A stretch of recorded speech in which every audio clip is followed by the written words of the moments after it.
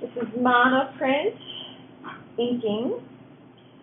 You have a piece of plexiglass, and the first step you want to do on that plexiglass is to coat it with your monotype base. This will make sure that it removes from the plexiglass well onto your paper. Because remember, monoprint transfers from the plexiglass to a damp piece of paper. So, have an ink palette. Make sure it's one of the ones that's stained. Don't get a brand new one that's nice and clean. For watercolor, you gotta make sure you get an ink palette.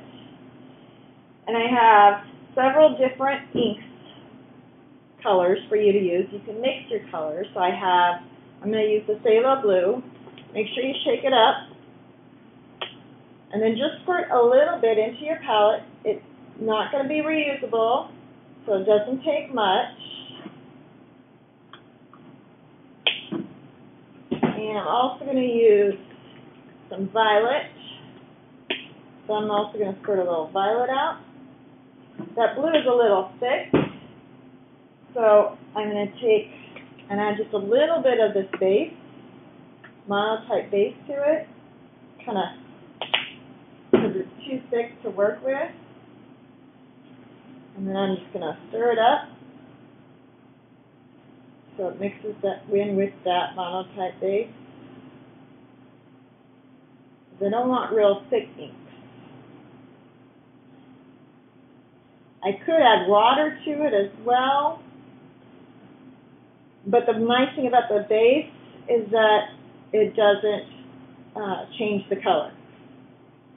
So if you want it kind of thinned out with water, it might change your color a little bit. If you're not picky about your color, that's all right. Okay, so I'm just going to take some soft brushes, and I'm going to put my paint, my design on here. You can do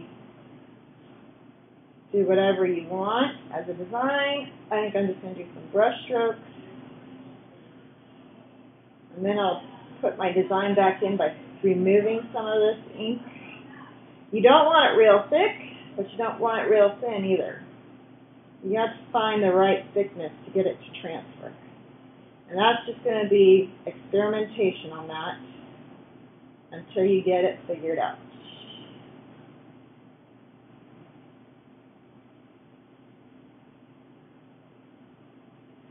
So I would work over my palette, over my design here. Make sure to clean out my brush when I'm done using that brush. You want soft brushes, it'll apply better.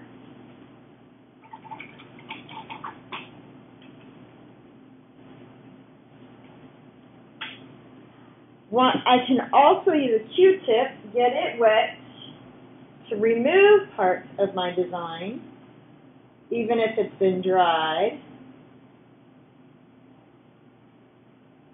Now, if you do letters, remember that letters need to be backwards and in the backwards order. And I just did that wrong, so I'm going to go back over with a little ink. A little more there.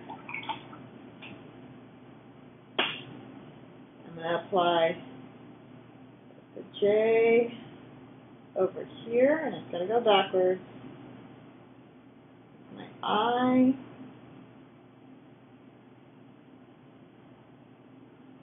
My M. I can also use a toothpick,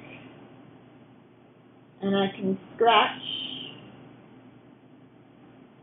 my design into it.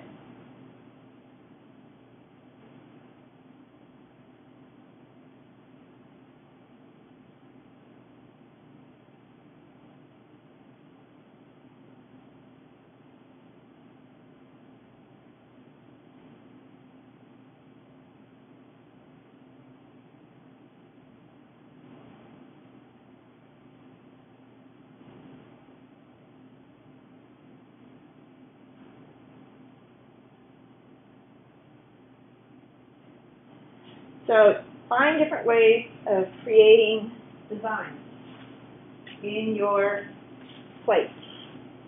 Here is my finished plate, and I'm going to demonstrate in the next video how to print off of that plate.